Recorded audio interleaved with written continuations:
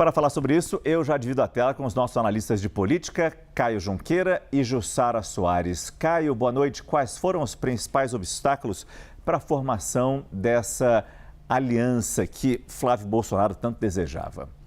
Boa noite, Márcio. Jussara, boa noite a todos. Márcio, tem um fator que a gente tem ouvido bastante, tem circulado bastante, não só de ontem para hoje, mas já nos últimos dias, do receio que o Centrão tem, do medo que o Centrão tem de uma retaliação por parte tanto de setores do Poder Executivo, aqui a gente coloca a Polícia Federal, Receita Federal, e colocamos também de setores do Poder Judiciário, para o fato de que, se eles eventualmente fecham uma aliança com o Flávio Bolsonaro, fortalecem essa principal candidatura de oposição, dando ao Flávio mais tempo de TV, por exemplo, haveria uma provável retaliação por parte desses setores. Retaliação como? Por parte de uma operação da Polícia Federal, por parte de uma decisão judicial, por parte de alguma maneira. Por quê? Porque grande parte dos dirigentes desses partidos e das principais lideranças são alvo de operações que apuram desvios, por exemplo, no caso Master. Ciro Nogueira, por exemplo, presidente do PP, é um dirigente que já foi alvo da Polícia Federal, está sendo investigado, né? O Antônio Rueda, do União Brasil, também é um outro dirigente que é apontado ali como alguém que foi muito próximo ao Daniel Vercaro. Então, paira isso, esse receio. E os relatos são de que haveria recados, inclusive, de que se fechar a aliança ficaria uma situação ruim. Eu tenho falado bastante aqui sobre como essa eleição ela é definidora até mesmo no destino do Supremo Tribunal Federal, porque o próximo presidente da República vai indicar 4 ministros do Supremo Tribunal Federal, que é uma corte dividida. Então, o próximo presidente eleito, seja ele Lula, Flávio, Renan, Caiado ou Zema, vai ter um poder muito grande de desequilibrar esse jogo de forças interno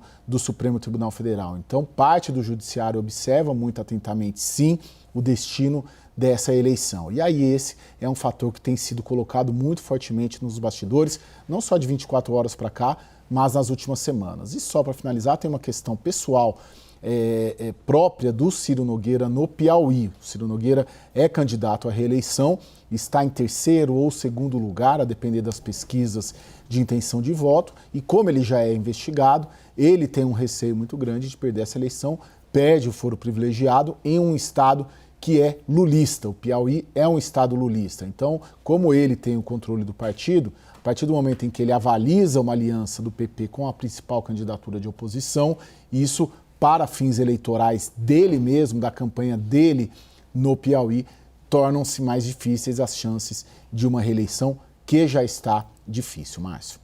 E você, Jussara, é importante ter a sua análise. Boa noite, antes de mais nada, você que está no estúdio da CNN em Brasília. Mas eu chamo a atenção para a nota do PP, que destaca que a decisão já havia sido... A decisão que o PP ia ficar neutro. A decisão já havia sido comunicada e acatada pela senadora Tereza Cristina, ou seja, nem chance tem dela querer, mesmo se ela quisesse, continuar essa conversa com o Flávio Bolsonaro. Quer dizer, o PP nem coloca um pé em duas canoas, ele fica fora das duas canoas e vai escolher o momento certo quando embarcar, né, Jussara? Boa noite mais uma vez. Oi, Márcio, boa noite para você, Caio e a todos que estão aqui conosco. Ontem, logo depois que eu saí aqui do Prime Time, conversando com algumas lideranças do PP, e o que eu vi é o seguinte: o PP está pronto para voltar a ser o centrão raiz. Qual é o sentido disso, dessa frase, do que eles me dizem? É que é o PP, o centrão, fazendo acordo de acordo com as suas conveniências. Teve um momento ali que o PP ficou muito próximo do núcleo do Bolsonaro, porque o presidente do partido acabou que é o Ciro Nogueira, acabou sendo ministro da Casa Civil de Jair Bolsonaro. Então, teve essa aproximação, mas o PP, de modo geral, principalmente no Nordeste, quer, né, e precisa de um alinhamento mais próximo do presidente Lula. Portanto, vem essa decisão de liberar o PP nos estados. Então, ontem, Márcio, quando foi publicado, né, a gente trouxe as informações que a senadora Tereza Cristina tinha se encontrado com Flávio Bolsonaro e sinalizado até uma possibilidade de ser vice dele, acabou irritando muitos líderes do PP, dirigentes do PP, dizendo o seguinte: a gente já tinha indicado a neutralidade e tem um outro ponto que eles citam. A convenção do PP, de acordo com o seu estatuto, a Convenção Nacional ela precisa ser convocada 8 dias antes por um edital. Ou seja, o prazo para as convenções, elas terminam na próxima quarta-feira. Então, não teria tempo para convocar, fazer esse edital. Mas claro, né, Márcio, na política tudo é possível, bastava uma canetada ali do Ciro Nogueira para poder deixar esse edital para lá. Mas, para isso, o que me dizem dirigentes do PP, precisaria de uma unanimidade. E aí entrou aquela disputa. Lá no Nordeste, os progressistas já falaram, não vamos autorizar, queremos seguir independentes para que os acordos sejam feitos nos estados. Ou seja, o que eles me falam também, uma outra frase que me chamou muita atenção, o PP quer ser um partido total flex. Vai com a direita, vai com a esquerda, de acordo ali com o que tiver disponível para poder fazer esses acordos. É basicamente por aí.